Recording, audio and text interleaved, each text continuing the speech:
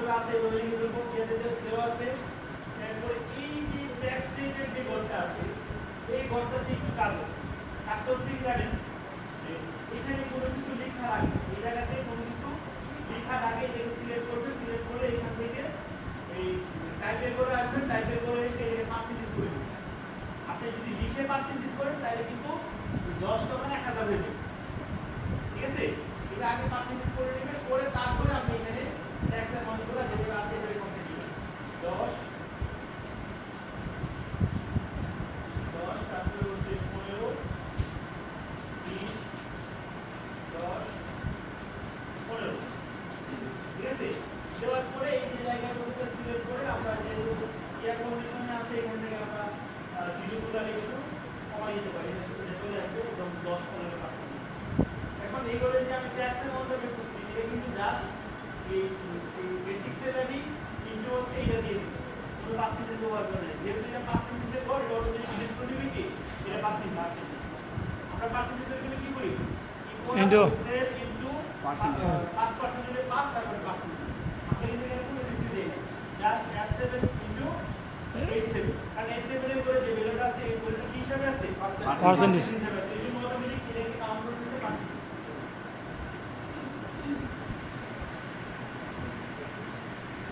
তো এটা 10% করে দিব, দিয়া গাইস এখানে ট্যাক্সটা বের করার জন্য বেসিক স্যালারি ইনপুট হচ্ছে এটা করে দিলে আমার ট্যাক্সটা বের হয়ে যাবে। এরপরে লোন রিডাকশনটা তো আমার দেওয়াই আছে। জি স্যার, এতে দেওয়া আছে না, জি দেওয়া আছে।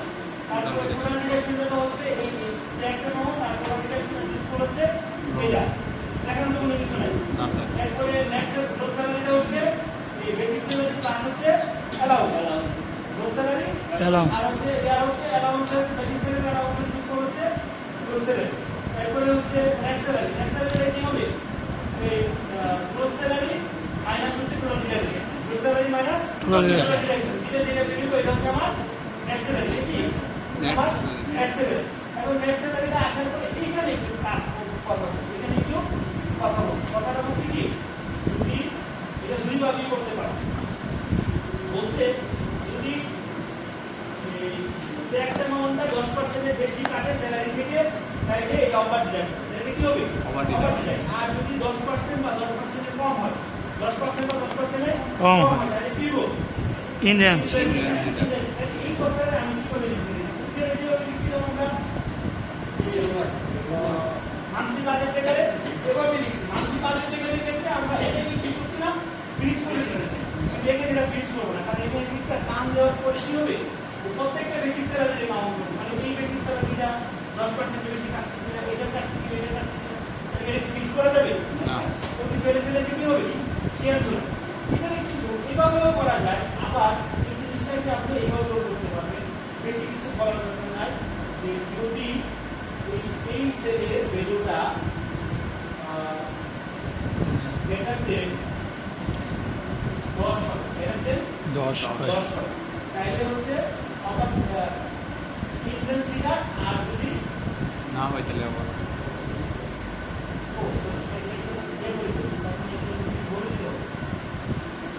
এটা পার্সেন্ট করে দিচ্ছি না অর্ডারে, জি অর্ডারে পার্সেন্ট আছে তো, তার জন্য এটাকে এখন দেখুন শুরুতে বেড়ে গেছে জি ইন্টেন্সিটা, আর যেখানে 15% 20% আছে 15% যেখানে বলে দিচ্ছে ওভার ডিডাক্ট, এটা করতেছে ওভার ডিডাক্ট, আর যেখানে 10% যেখানে বলে দিচ্ছে ডিডাক্ট। কথাটা বুঝছেন, এটা এভাবে একভাবে করা যায়। আর আরেকটা যেটা প্রথমে যেটা করছিলাম সেটা হচ্ছে আমরা বলছিলাম যে যদি এই স্যালারি অ্যামাউন্ট যদি এই ট্যাক্স অ্যামাউন্ট যদি এই ট্যাক্স অ্যামাউন্টটা গ্রেটার দেন এই বেসিক স্যালারি ইনটু 10% হয়, 10% হয় তাহলে ওভার ডিডাক্ট, আর যদি 10% এর কম হয় তাহলে ইন ডিডাক্ট। কোন দিছি তাহলে এটা দিছি, এটা আমরা দুই ভাবে করতে পারি। ওটা যদি আমরা কঠিন মনে হয় তাহলে আমি এটা করে দিতে পারি, যদি এই ট্যাক্স বোর্ডের ট্যাক্সের যে ভ্যালুটা এটা যদি গ্রেটার দেন 10% হয়, গ্রেটার দেন 10% হয় তাহলে ওভার ডিডাক্ট, আর যদি নিচে হয় তাহলে ইনডেন্সি। এগুলো পর্যন্ত বুঝতে পারছেন তো? জি স্যার। এখানে কারো কোনো সমস্যা নেই তো? স্যার এখানে দেখেন এই ক্যাটাগরি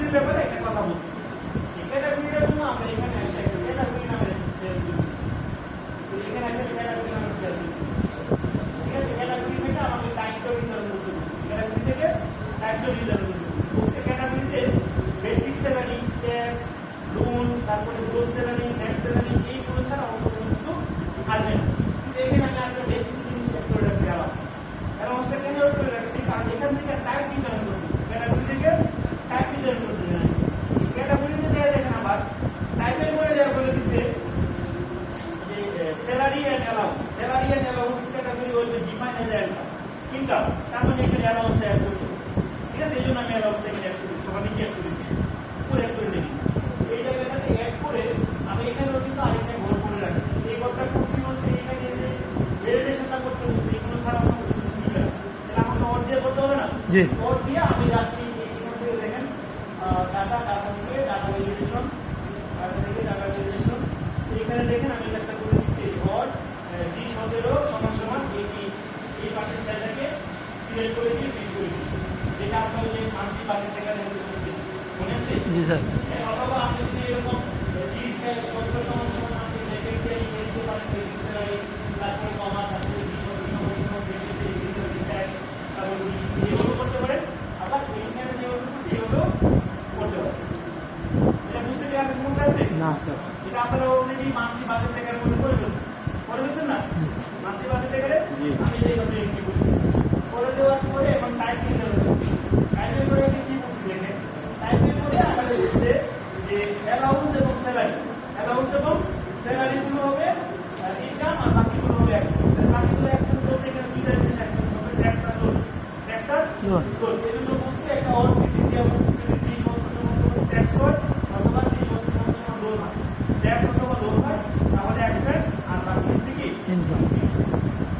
এটা বুঝতে পারছেন তো? কি আমি এখানে মার্ক করে দিছি, তখন আমার ইনকাম এবং এক্সপেন্স চলে আসে। এখন ইনকাম গুলোকে বের করে দিছি, এক্সপেন্স গুলোকে বের করে দিছি। ঠিক আছে, এইখানে এসে একটা কাম এই জায়গাটা এসে দেখেন এখানে লোন ডিডাকশন, তারপরে এখানে আমি সব কিছু সেট করে আসছি, ট্যাক্স অ্যামাউন্ট চলে আসছে, তারপরে এখান থেকে যখন আমি প্রভিডেন্ট করতেছি চলে আসতেছি। তার মানে দেখেন এটা কিন্তু এরকম ভাবে যাচ্ছে, এরকম ভাবে যাচ্ছে, কি হয়ে যাচ্ছে, এখান থেকে কিন্তু হারাহারি হয়ে যাচ্ছে। এস্টুডেন্টকে পড়েছিল মনে আছে? এস্টুডেন্টকে পড়েছিলাম আমি এটা স্যাম্পলের সাথে মিলানোর জন্য জাস্ট আমি এখানে এই এক্সপোর্টটা করে দিছি। আমি এখানে ক্যাটাগরির জন্য এটা সিলেক্ট করে আমি ডাটা ভ্যালিডেশনে গেছি, ডাটা ভ্যালিডেশনে লিস্ট করছি, লিস্ট থেকে এই সিলেক্ট করে এই বেসিক স্যালারি থেকে ধরে টান দিয়া এই পর্যন্ত সিলেক্ট করে দিছি। এই যে নেক্সট স্যালারি জন্য সিলেক্ট করে ঠিক আছে, সিলেক্ট করে দিয়ে আমি করে দিছি। তারপরে এখানে দেখতে সবগুলো ইয়া চলে আসে। আমি এখানে বেসিক স্যালারি তাহলে স্যালারি চলে আসে। আমি যদি এখান থেকে নেক্সট স্যালারিটা দেই তাহলে তার নেক্সট স্যালারিটা চলে আসে।